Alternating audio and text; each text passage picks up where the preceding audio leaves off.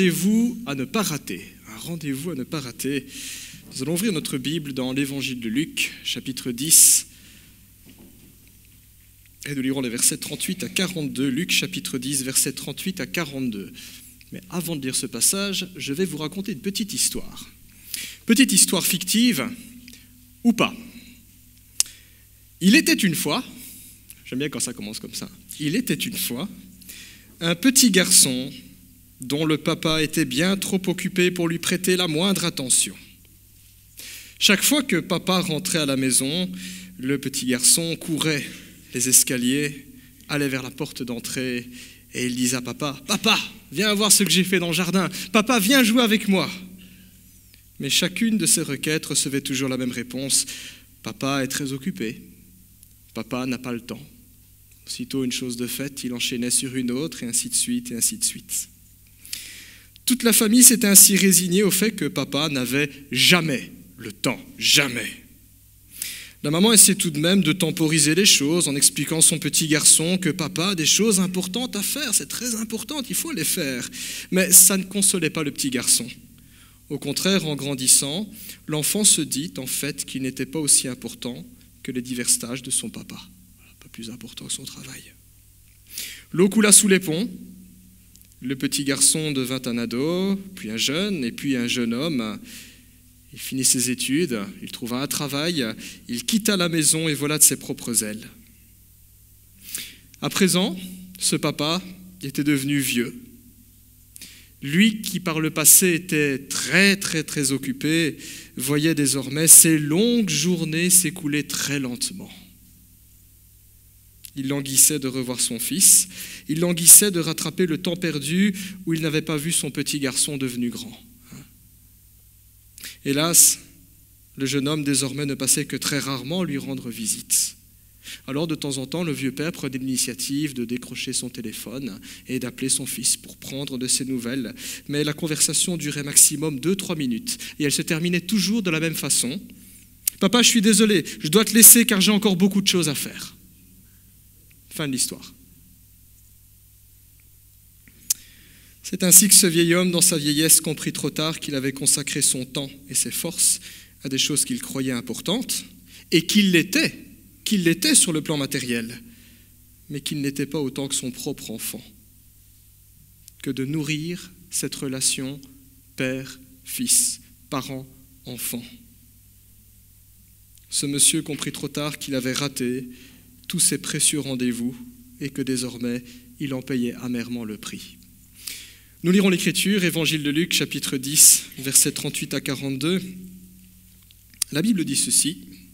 « Comme Jésus était en chemin avec ses disciples, il entra dans un village et une femme du nom de Marthe l'accueillit dans sa maison. Elle avait une sœur appelée Marie qui s'assit aux pieds de Jésus et écoutait ce qu'il disait. Marthe était affairée aux nombreuses tâches du service. Elle survint et dit « Seigneur, cela ne te fait-il rien que ma sœur me laisse seule pour servir? Dis-lui donc de venir m'aider. » Jésus lui répondit « Marthe, Marthe, tu t'inquiètes et tu t'agites pour beaucoup de choses, mais une seule est nécessaire. Marie a choisi la bonne part, elle ne lui sera pas enlevée. » Amen. Je vous invite à prier. Notre Dieu, nous voulons nous mettre à ton écoute et nous te remercions pour ta parole, la Bible. Nous ouvrons la Bible et en prière, nous voulons aussi ouvrir notre cœur en te demandant que par ton esprit aussi, tu nous visites, mettant en lumière ce qui dans notre vie doit encore changer et nous donnant d'être sensibles aussi aux instructions et aux encouragements que tu désires prodiguer. Au nom de Jésus. Amen. Alors dans ce passage, nous rencontrons deux femmes bien connues dans le Nouveau Testament, dans les évangiles en particulier. Il s'agit de Marthe et Marie. Alors Marthe et Marie étaient les sœurs de Lazare, le fameux Lazare que Jésus-Christ a ressuscité en Jean 11. Alors quand on regarde un petit peu tous les textes qui nous parlent de Marthe, de Marie et de Lazare, on comprend très rapidement qu'il s'agissait d'une fratrie qui était très proche de Jésus. C'était des amis, vraiment des amis proches. Il y avait du plaisir à se retrouver, de la joie à passer du temps ensemble. Mais ils n'étaient pas simplement que des amis. Marthe, Marie et Lazare étaient aussi des disciples de Jésus. C'étaient des chrétiens. Ils croyaient en Jésus. Ils voulaient suivre son enseignement, ils le soutenaient dans son ministère. Et ils voulaient faire tout leur possible pour plaire à Dieu, pour plaire à leur Seigneur. Alors le passage que nous venons de lire ici en Luc 10 nous décrit probablement la première rencontre entre Jésus et Marthe et Marie. On apprend qu'alors que le Christ était en train d'aller de lieu en lieu, il prêchait l'évangile, la bonne nouvelle, il guérissait les malades, il chassait les démons, il opérait toutes sortes de miracles. Jésus arrive dans une bourgade qui à l'époque s'appelait Béthanie. Je ne sais pas si ça existe encore. Pour ceux qui ont déjà visité Israël, vous pourrez me confirmer si ça existe encore ou non, Béthanie. Mais bref, il arrive dans ce lieu-là et là-bas, une dame prend l'initiative d'offrir au Christ l'hospitalité. Là où d'autres personnes seraient restées complètement indifférentes, là où d'autres personnes auraient claqué la porte au nez de Jésus, révoltées de ce qu'ils entendaient, eh bien Marthe a une excellente initiative, elle va accueillir Jésus chez elle. C'est alors que dans la maison, on a une scène de ménage, il y a un malaise entre les deux sœurs, il y a un malaise qui est là. Marthe et Marie, voyez-vous, voulaient toutes les deux servir Jésus, et ça c'est très bien. La motivation est bonne, elle est excellente. Elles veulent tous les deux servir Jésus. Il y a des choses à faire, elles veulent le servir. Elles sont à la disposition du Seigneur. Mais elles ne semblent pas d'accord sur la manière de s'y prendre. Pas d'accord. Elles ont chacun leur politique sur cette question-là. Marie avait choisi de rester avec le Christ pour l'écouter. Quant à Marthe, elle s'affairait à gauche et à droite pour Jésus. Il y avait un invité à la maison, et pas n'importe quel invité, un invité de marque. Et vous savez que quand on reçoit des gens à la maison, et quand ces gens sont importants, en plus, on va sortir la bonne vaisselle, on va mettre les petits plats dans les grands, on va essayer de dépoussiérer, brosser, nettoyer, on va mettre le chat dehors pour ne pas qu'il invite les invités. Voilà. On veut faire les choses bien. C'est ça la démarche de Marthe. L'une voulait être au pied de Jésus. Alors, est-ce qu'elle était littéralement au pied de Jésus ? Parfois, vous avez des icônes où on imagine Marie comme ça au pied de Jésus. Peut-être. Il faut savoir qu'à l'époque, être au pied d'un maître, c'était une manière de dire « je suis à son écoute, je suis dans sa présence ». Comme l'apôtre Paul qui dira qu'il était instruit au pied de Gamaliel. Je ne pense pas qu'il était littéralement à ses pieds, je pense qu'il était simplement à son écoute, attentif à ce que maître veut enseigner. Bref, l'une voulait être au pied de Jésus, l'autre voulait faire des choses pour Jésus. L'une veut être, elle veut être, l'autre veut faire. Ce sont les deux verbes clés qui résument un petit peu ce qui se passe dans ce texte. Être et faire. Pour le dire autrement, être avec Dieu, nous sommes dans la relation, ou faire des choses pour Dieu. Nous sommes dans le fonctionnel, dans l'action, dans la productivité. Au travers de Marthe, au travers du faire, au travers du fonctionnel, eh bien, nous pouvons y retrouver un petit peu aussi nos besoins. Nous pouvons aussi retrouver notre tendance. C'est vrai, quand on se projette dans ce texte, qu'est-ce qu'on aurait fait ? On reçoit quand même Jésus à la maison, c'est pas propre, c'est pas rangé, il y a le chien qui traîne, que sais-je, quelque chose comme ça. Qu'est-ce qu'on aurait fait à sa place ? Au travers de Marthe, nous retrouvons nos besoins, notre tendance d'agir face à ce qui pourrait être une source de préoccupation. C'est un petit peu ce qui se passe quand on chotte dans une fourmilière. Je ne sais pas si vous avez déjà fait l'expérience, j'espère que vous ne le faites plus si vous êtes adulte, mais quand on est enfant, ça arrive encore de temps en temps. Mais il y a toutes les fourmis qui courent dans tous les sens. Parfois, c'est ce qu'on fait. Il y a une situation qui nous semble dangereuse, inquiétante, anormale, inappropriée, et il y a cette tendance à se dire « il faut faire quelque chose, je dois faire quelque chose ». C'est cette volonté que nous avons tous, de travailler d'arrache-pied pour améliorer les choses, ou pour offrir un avenir meilleur pour nous-mêmes, pour ceux qu'on aime, et également pour le Seigneur.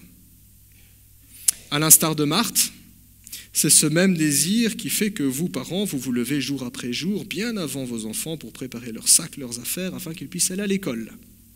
À l'instar de Marthe, c'est ce même désir, ce même mécanisme, cette même tendance qui nous pousse à travailler pour faire vivre notre foyer, pour qu'il y ait tout simplement du pain sur la table. À l'instar de Marthe, c'est ce même mécanisme, cette même tendance qui nous pousse, nous qui avons un ministère dans l'Église, à rester alertes et actifs et à toujours scruter s'il y a quelque chose à faire absolument, parce qu'il faut que les choses soient faites, ça doit avancer.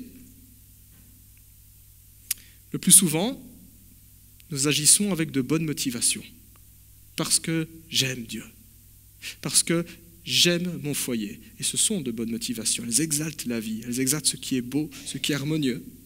Parfois, nous devons confesser que ce n'est pas toujours le cas. nous agissons parfois par vanité, parce qu'on veut que les autres sachent ce qu'on fait et on veut être applaudi. Parfois, nous agissons avec soif de pouvoir, cette tendance maladive de vouloir tout contrôler, qu'il en soit fait selon ma volonté et à mon image. Parfois, nous nous agitons parce que nous avons peur et nous voulons créer un sentiment de sécurité. Parfois, nous agissons comme ça juste pour nous convaincre que nous sommes quelqu'un à partir du moment où on fait quelque chose. Nous pourrions dire en quelque sorte que Marthe, dans ce passage, incarne l'action. Et l'action est nécessaire. Elle est nécessaire dans nos vies, elle est nécessaire dans nos foyers, elle est nécessaire dans nos églises, parce que s'il n'y avait pas d'action, on s'ennuierait d'une part, et puis d'autre part, les choses ne bougeraient pas. Il faut de l'action, il y a des choses à faire, bien sûr, il y a des choses à faire. Et d'une certaine manière, on peut dire merci Seigneur pour les bourreaux de travail, merci Seigneur pour les gens qui se donnent à 100% ou à 110%, pour Dieu, pour ceux qu'ils aiment, pour leurs prochains. Gloire à Dieu pour ces gens-là. Mais d'un autre côté, ce passage attire notre attention sur le fait que l'action n'est pas tout. L'action n'est pas tout. Comme ce monsieur dans la petite histoire, n'arrêtait pas de travailler. C'était pour son foyer. Mais l'action n'est pas tout. Et il le comprendra trop tard. Nous, on a encore la chance, avec la Bible, on peut encore réfléchir. L'action n'est pas tout. Regardez un torrent déchaîné. Des milliers, si pas parfois des millions de litres quand on regarde le débit autant de mètres cubes à la seconde. Un torrent déchaîné. Un torrent déchaîné, ça ne peut pas produire d'électricité, sauf si sa fougue est domptée par un barrage. Là, c'est utile. Là, c'est constructif. Regardez la foudre, ces éclairs qui tombent du ciel. Absolument d'aucune utilité si ce n'est le spectacle. Mais vous ne pouvez pas vous attendre à la foudre pour alimenter vos appareils électriques. La foudre, que fait-elle? Elle détruit tout sur son passage. Ce débordement d'énergie. Regardez la fission nucléaire, la puissance de l'atome. Si elle n'est pas jugulée dans nos centrales, on plonge de grandes barres de plomb dans un noyau en fission pour ralentir, pour contrôler la réaction. S'il n'y avait pas ça, nous serions atomisés. Au pire, au mieux, nous serions irradiés, comme à Tchernobyl, tués par ce flot de puissance. L'action n'est pas tout. Elle a son utilité, mais l'action n'est pas tout. Et voilà ce qu'on trouve au cœur de Luc 10, de ce passage que nous venons de lire. Nous voyons que oui, l'action a son utilité, elle est une bonne chose, le zèle est louable, mais à lui seul, il n'est pas suffisant pour accomplir la volonté de Dieu, pour que Dieu soit glorifié et pour que nous soyons vraiment, vraiment heureux. Et ce principe est valable à la maison, ce principe est valable dans le monde du travail, ce principe est valable ici à l'Église, elle est valable pour les membres d'Église, pour les missionnaires, pour les pasteurs, pour tout être humain. L'action n'est pas tout. L'action n'est pas la clé pour glorifier le Seigneur ou pour être pleinement heureux. Et c'est une chose qui est vraiment choquante de constater dans ce passage que celle qui semble être la plus active, la plus débordante d'énergie, la seule qui semble prendre les choses en main, qui déploie tant de générosité et de zèle, se prive, voulant bien faire, parce que je suis convaincu que Marthe voulait bien faire, pensant bien faire, parce qu'elle était convaincue d'être dans son bon droit, Marthe. Elle se prive en réalité d'un rendez-vous avec Jésus, du plus beau rendez-vous qui soit dans ce texte. Elle se prive de ce rendez-vous. Elle rate tout, mais elle ne le comprend pas. Elle ne le comprend pas qu'elle rate tout. D'ailleurs, elle se plaint. Regardez au verset 40, Marthe parle à Jésus. « Seigneur, est-ce que cela ne te fait rien que ma sœur reste là, plantée à ne rien faire? Dis-lui donc de venir m'aider. » Nous avons une chrétienne qui prie son Dieu, qui intercède et qui lui demande de changer les choses et même mieux de changer cette personne impie qui n'a pas compris qu'il faut travailler. C'est ce qu'elle fait. C'est parfois comme ça que nous prions aussi. Quand on est dans l'action et on commence à dire « Mais Seigneur, change les choses s'il te plaît et fais que tous les autres comprennent ce que moi j'ai compris. » Peut-être qu'on a tout compris, peut-être qu'on n'a pas tout compris. Jésus lui répond alors, « Marthe, Marthe, tu t'agites et tu t'inquiètes pour beaucoup de choses. » Tiens, parfois on est comme Marthe aussi, ou comme les fourmis, là, on a acheté la fourmilière et ça court et ça court et ça court. Et on s'inquiète pour beaucoup de choses, et des choses qui ont leur importance, bien sûr. Il faut payer les factures, il faut élever les enfants, il faut conduire les parents pour les rendez-vous médicaux, il y a plein de choses à faire dans l'église, il faut faire toutes sortes de réunions. Oui, il y a plein de choses, elles sont importantes, mais on se retrouve parfois comme ça, on s'inquiète pour beaucoup de choses. Mais Jésus dit une chose est nécessaire, et sur ce coup-là, c'est ta sœur qui va viser juste. Alors la réponse de Jésus peut sembler dure envers Marthe.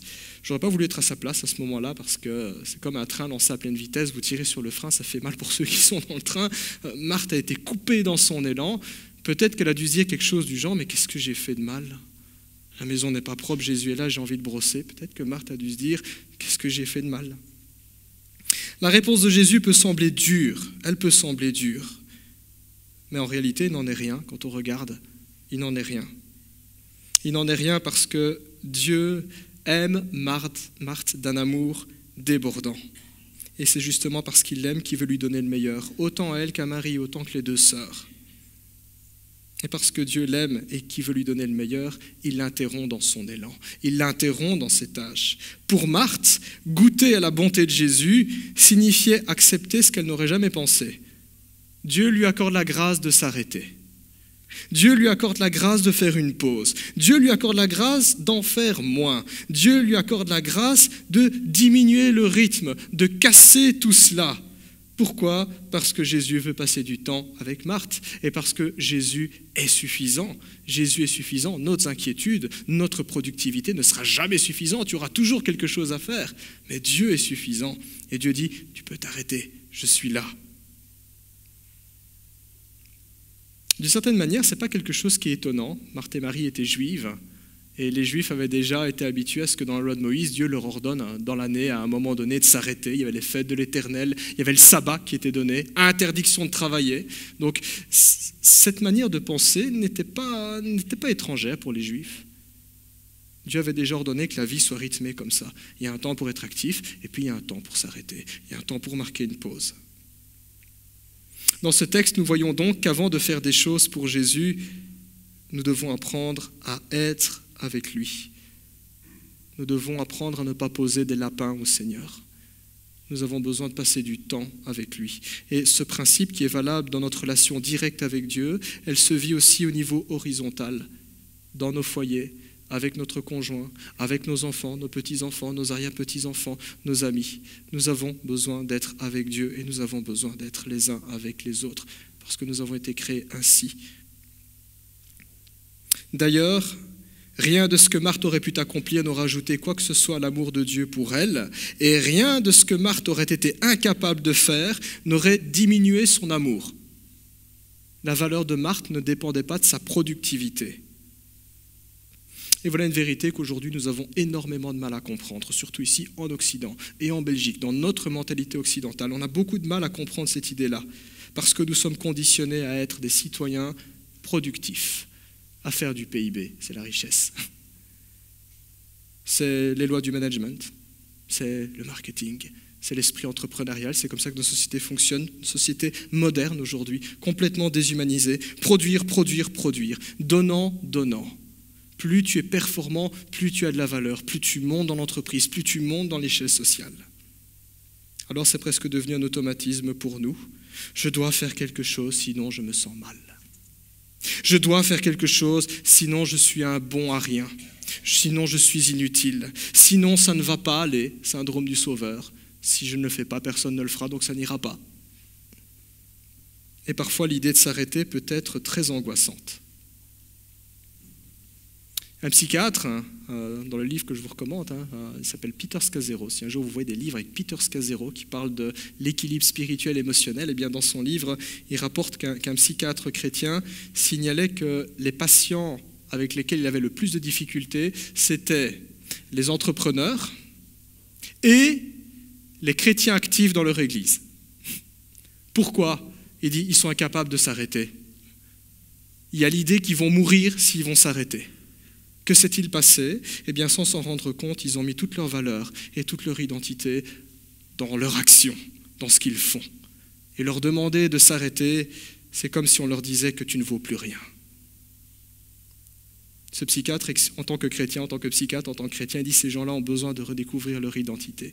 Et en tant que chrétien, leur identité en Christ. Quoi qu'ils fassent ou quoi qu'ils ne fassent pas, Dieu les aime et ils ont de la valeur. L'idée de s'arrêter peut être très angoissante. Et pourtant, la Bible nous enseigne que le salut se trouve dans le calme et la confiance en Dieu.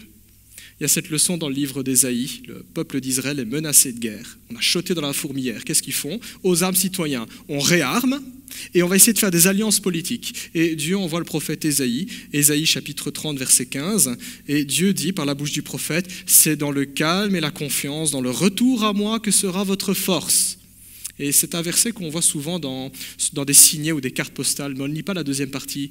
Dieu dit, « Vous ne l'avez pas voulu. Vous ne l'avez pas voulu. » Ben, vous savez quoi? Cette faute du peuple d'Israël, on la répète aussi souvent dans nos vies, dans nos foyers. On n'en a pas voulu. Parce qu'au moins, notre action, on se dit, je contrôle quelque chose.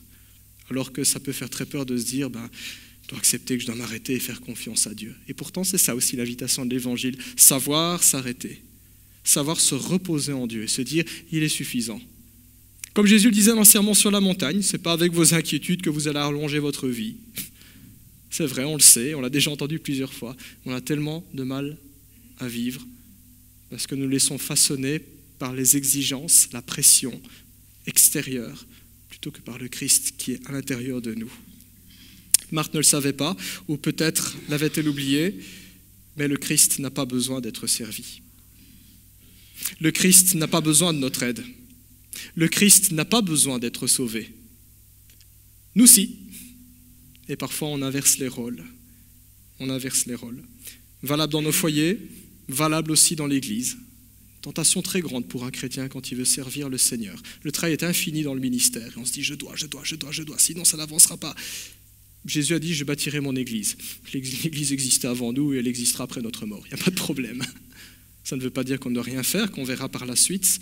Mais il y a un rythme. Il y a quelque chose de sain. Il y a des temps où il y a l'action et il y a des temps où il faut s'arrêter. Dans l'histoire fictive, ou pas, de ce père trop occupé à faire pour sa famille plutôt que d'être avec sa famille, nous voyons se jouer un drame, et c'est le drame de la vie de beaucoup de personnes. Un drame où au final on se rend compte qu'on perd ce pourquoi on se battait. Il trimait pour sa famille, et à la fin de sa vie, il se rend compte, je ne vois plus mon fils. Se dire, j'ai trimé pour rien. Si nous n'y prenons pas garde, ainsi en sera-t-il avec les nôtres, ainsi en sera-t-il également dans notre relation avec Dieu, se noyer dans un flot d'occupations et de préoccupations que le Seigneur ne nous a jamais imposées, mais que nous nous imposons nous-mêmes, pensant bien faire, avec de bonnes motivations. Occupations et préoccupations qui finiront par nous ranger, par nous faire du tort à nous et aux autres. Parce que quand on est trop occupé et quand on est préoccupé, on devient aigre, on se fatigue, on s'épuise, on est moins patient, on devient irritable, les autres s'inquiètent. On se fait du tort à soi-même, on se maltraite. Et indirectement, on en vient à maltraiter les autres et à négliger notre relation avec Dieu. Alors il ne s'agit pas de dire que nous ne devons plus jamais faire quoi que ce soit en se disant, en fait, Dieu est souverain et j'ai qu'à me mettre en mode pilotage automatique et profiter du voyage. C'est pas ça, bien sûr. La foi produit des œuvres, c'est tout l'évangile. Enfin, c'est pas l'évangile, c'est toute l'épître de Jacques. Le chrétien est appelé à passer à l'action, bien sûr. L'action est importante. Dieu suscite le vouloir et le faire. Le Saint-Esprit travaille notre cœur, le fruit de l'Esprit, et il nous donne des dons spirituels, des outils pour servir Dieu. Donc il y a une place pour l'action, c'est important. Alors il ne s'agit pas de ne plus jamais faire quoi que ce soit, mais plutôt de reconnecter nos actions, ce que nous faisons, notre travail, les initiatives que nous prenons, notre service chrétien pour Dieu dans l'Église, reconnecter nos actions avec ce qui compte vraiment.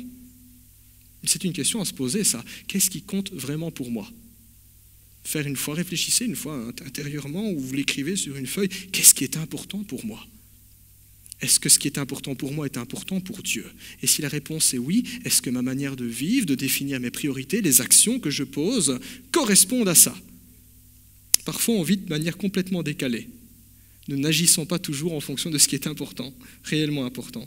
Bref, de retrouver le sens de ce que nous faisons, de savoir faire un tri, de savoir reconnaître ce qui n'est pas nécessaire, si on en fait de trop, et de savoir reconnaître si on n'en fait pas assez aussi. De cesser de nous agiter vainement.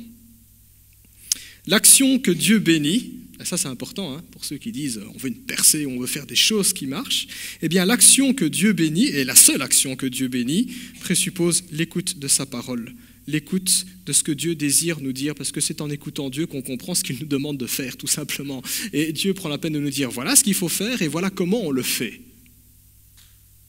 Toute action réellement chrétienne consiste en l'accomplissement précis des œuvres que Dieu a préparées d'avance pour que nous les pratiquions. Toutes les autres actions sont charnelles. Et ça, c'est une leçon importante que nous avons à comprendre. Dieu prépare des œuvres bonnes pour que nous les mettions en pratique. Et il sait que dans ces œuvres, nous serons heureux de ce travail, nous serons satisfaits, et lui sera glorifié. Et que ces œuvres ne sont pas trop lourdes, parce que Dieu n'est pas un maître qui fouette et qui dit « fais-en toujours plus ». C'est exactement ce qu'il faut. Comme dans la parabole des talents. Voilà. Selon nos capacités, 2 talents à l'un, 5 talents à l'autre, 10 talents à l'autre. Il y a tellement de bonnes choses que nous pouvons faire, mais nous ne pourrons jamais faire toutes ces choses, parce qu'on n'a qu'une vie, parce qu'on n'a que des journées de 24 heures, parce qu'on a des forces limitées, on n'a pas tous les dons spirituels. Et la sagesse, c'est de discerner quelles sont ces œuvres bonnes que Dieu a préparées d'avance pour que moi je les pratique. La sagesse, c'est savoir dire, ça aussi c'est une bonne œuvre, mais Dieu ne m'a pas demandé de faire ça. Je pourrais le faire, mais ça, c'est pas ma place. Quand nous voulons bien faire, mais que nous n'écoutons pas assez Dieu, nous nous noyons alors dans ce flot d'activité. Nous voulons combler le roi des rois de 1001 façons quand lui nous demande une seule chose précise. Alors, je ne sais pas s'il y a des patrons ou des entrepreneurs dans la salle, des gens qui ont des employés, mais il n'y a rien de plus horrible que de demander une chose précise. Puis vous avez un employé qui vous dit « j'ai fait ça, mais il n'a pas fait ce que vous lui avez demandé. » Qu'est-ce qu'il répond à un patron ? Je te paye pourquoi ? Dieu n'est pas dans la quantité. Il n'est pas dans la quantité. Il est dans la communion, dans la relation. Et c'est de cela que découlent des actions précises, des frappes chirurgicales pour ceux qui aiment le langage militaire. Là, ce qui est vraiment efficace, ce qui fait mouche. Et c'est comme ça que Jésus répond à Marthe, une seule chose est nécessaire. Il y a 2000 ans, dans cette maison, dans ce salon, cette salle à manger ou que sais-je, le nom de la pièce, la seule chose qui était nécessaire, c'était de s'arrêter. Parce que Jésus était là, parce que Jésus voulait parler, parce que Jésus voulait donner du repos, communier simplement. Alors quand je parle d'écouter le Seigneur, j'entends bien sûr par le fait de sonder sa parole, la Bible, c'est le premier vecteur par lequel Dieu parle, le vecteur principal, de communier avec lui, la prière, de prendre conscience de sa présence. Dieu est là. Jésus a dit « Je suis avec vous tous les jours jusqu'à la fin du monde ». Il est là quand je suis au travail, il est là quand je suis à l'église, il est là quand je suis avec ma femme, mon mari, mes enfants, mes petits-enfants, mes voisins, mes amis. Dieu est là. Prendre conscience de sa présence comme on se tiendrait dans la présence de notre ami, de notre mentor, de notre père, de notre mère, de notre roi, de notre sauveur. Et il est question de cultiver cette relation, de se fréquenter, de rechercher la face de Dieu, de prendre du plaisir et de goûter à la joie de le connaître. Dans le psaume 27,8, le roi David écrit « Mon cœur dit de ta part, cherchez ma face ». Et David écrit « Mais c'est ça que je cherche ta face, mon Dieu, je cherche ta face ».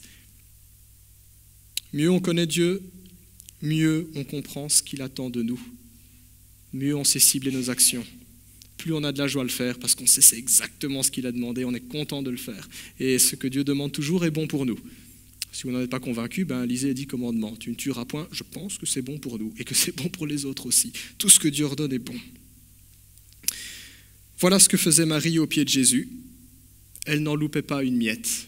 Alors quand on s'arrête à ce texte-là, on se dit oui, mais c'est quand même passif. Elle fait rien, la bonne femme. Elle fait rien. Elle fait pas la cuisine, elle range rien. Et c'est pas juste pour elle. Et pourtant, quand on va un petit peu plus loin dans les évangiles, eh bien, nous verrons que Marie posera un acte qui découlera de cette relation avec Dieu. Si vous allez voir dans Jean, chapitre 12, un petit peu plus loin, le Christ monte vers Jérusalem. Et il sait qu'à Jérusalem, ça ne va pas bien se passer pour lui. Il va être arrêté et on va le crucifier. Et avant de le crucifier, il va être torturé, humilié, insulté. Et Jésus fait un petit détour par Béthanie. C'était quelque temps après avoir ressuscité Lazare. Et la Bible nous dit que pendant que Marthe était en train de le servir, une œuvre qui est excellente, Marie s'approcha avec un vase rempli de parfums et elle le versa aux pieds de Jésus. Et là encore, dans cette action, il y a des critiques. Comme quoi la critique, c'est universel chez les êtres humains. C'est les disciples qui critiquent Marie en disant « c'est un parfum qui coûte cher, on aurait pu le vendre, on aurait pu donner l'argent pour les pauvres ». Et Jésus dira « elle a fait une très bonne action, parce que ce parfum, elle l'a gardé pour mon ensevelissement, en prévision de sa mort ». Le Christ qui était embaumé. Voilà une action bénie, voilà une action efficace, voilà une action de qualité, quand l'action humaine est parfaitement en accord avec la volonté divine. Il y a de la satisfaction, il y a de la joie. On n'est pas dans la maltraitance envers soi-même, on n'est pas dans la négligence des autres, dans la négligence de Dieu. En conclusion, au travers de ce passage, Jésus nous appelle à ne pas rater les rendez-vous qu'il nous fixe. Les rendez-vous qu'il nous fixe, à ne pas lui poser un lapin. Ces rendez-vous ne sont pas une tâche ou un devoir ou une tare, mais c'est bon pour nous, c'est un ressourcement. Ce sont des moments qui sont tellement précieux, tellement nécessaires pour notre foi, pour notre équilibre. Et j'entends par notre équilibre notre santé, bien sûr, mais notre équilibre psychologique aussi, émotionnel. Accepter de prendre un rendez-vous avec Dieu, c'est aussi un mode de vie qui est libérateur. C'est l'antidote aujourd'hui à notre pensée occidentale qui est concentrée sur la productivité. L'antidote. Parce que quand on sait s'arrêter pour Dieu, c'est une puissante proclamation par laquelle nous affirmons que c'est Dieu qui règne dans notre vie et non pas l'agitation du monde, que c'est le Christ qui gouverne et pas notre agenda, que c'est la voix de son esprit et sa parole qui dictent ce que nous faisons et non pas les exigences de la vie de tous les jours et X ou Y. Ces rendez-vous-là ouvrent la porte à la communion avec Dieu et avec les autres. Et là encore, il y a quelque chose de très fort dans la pensée juive. Quand vous regardez le sabbat ou encore les fêtes de l'Éternel, quand Dieu ordonne à son peuple d'arrêter tout, à chaque fois, il y a des célébrations en famille. À chaque fois, des repas en famille. Les rendez-vous avec Dieu ouvrent la porte à la communion avec lui et avec les autres. Dans notre foyer, ça rayonne. Dans notre église, ça rayonne. Et c'est dans ces moments-là en particulier que nous pouvons goûter et sentir que Dieu est bon. Peut-être que vous avez déjà fait un jour cette expérience à Noël ou au Nouvel An ou lors d'une réunion de famille, vous arrêtez et ça crie dans tous les sens parce que les enfants courent à gauche et à droite dans la maison, mais vous arrêtez en disant merci Seigneur pour les enfants, pour les petits-enfants, pour toute cette agitation, parce que tu es bon simplement. Posons-nous donc la question, est-ce que en tant que chrétiens, nous cultivons de tels moments ? Nous répondons, nous fixons des rendez-vous avec Dieu, seuls. Je pense que c'est très bien d'avoir un temps régulier de prier et de lire la Bible. Et le sens de cela, c'est de se dire, j'ai besoin de me retrouver seul à seul avec mon Dieu. J'ai besoin de d'épancher mon cœur. J'ai besoin d'être à son écoute. En famille, est-ce que je prends conscience aussi de prier avec ma famille, bien sûr, des activités un peu plus, je veux dire, ouvrir la Bible avec la famille, aller à l'église en famille, mais aussi simplement profiter de la vie et reconnaître que ça, c'est un bienfait que Dieu nous donne, le glorifier en jouissant de ce qu'il donne. Est-ce que nous cultivons ces moments en église, le dimanche matin ? Je sais qu'aujourd'hui, c'est devenu la mode de rester chez soi et de regarder le culte sur YouTube. Alors, si vous êtes malade, vous êtes excusé, bien sûr. Merci Seigneur pour ces moyens. Mais si vous pouvez venir en présentiel, je pense que vous passez à côté de quelque chose là qui est essentiel. Parce qu'il n'y a pas de relation. Il n'y a pas de coprésence derrière un écran d'ordinateur. Et ça, c'est spirituel. Cette coprésence est nécessaire, elle est vitale. C'est ça que la Bible dit, n'abandonnez pas votre assemblée. Ce n'est pas qu'on va prendre les présences, c'est qu'elle est nécessaire pour faire vivre l'Église, pour attiser notre foi. Nos occupations sont-elles bien en phase avec notre âme, notre santé ? Est-ce que nous respectons les limites que nous avons dans notre corps ? On n'est pas des gens illimités. On n'est pas des gens illimités.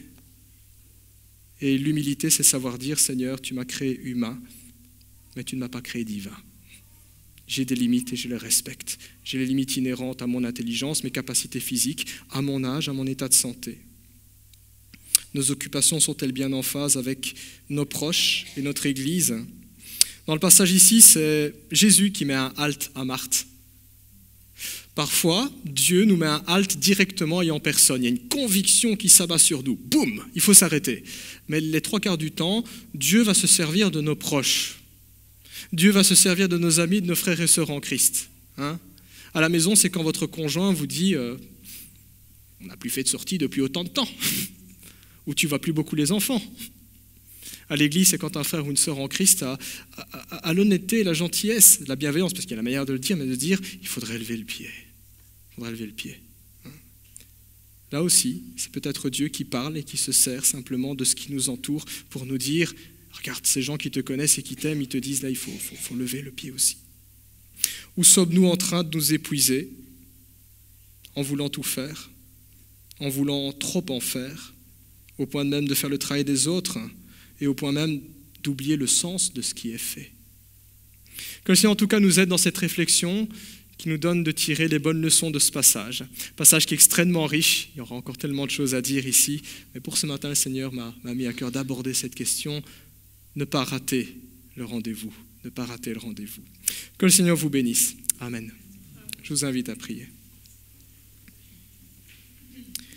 Nous te disons merci, Seigneur, pour la vie qui nous est donnée. Merci pour les forces que tu nous accordes et merci pour la liberté d'entreprendre. Il y a tellement de choses à voir ici-bas sur terre, il y a tellement de choses que nous pouvons faire. Seigneur, dans tout cela, nous voulons te demander de la sagesse. Tu nous rappelles encore ce matin que toutes les choses ne sont pas égales. Il y a des priorités et il y a un ordre. Et nous voulons te demander de nous aider à croquer la vie à pleines dents, Seigneur, en mettant les bonnes priorités. Nous voulons que tu occupes la première place. Nous confessons que bien souvent, nous nous laissons déborder par nos activités, par notre agenda, par nos distractions, par nos loisirs, au point de t'oublier, au point de négliger notre âme et parfois au point de négliger nos proches et notre Église. Dans ce monde déchaîné et surchargé, nous te demandons de nous mettre au large et de nous aider en ton nom, Seigneur, à réorganiser nos vies afin de mettre en priorité ce qui a réellement de l'importance. Merci encore parce que tu te fais toujours présent à nous. À aucun moment, Seigneur, tu n'as cessé d'être là. Nous voulons encore compter sur ton aide afin de trouver en toi la force, l'amour et la sagesse. Que nous puissions, Seigneur, tirer leçon de ce texte et qu'ainsi ta parole devienne réalité dans notre vie. Au nom de Jésus. Amen.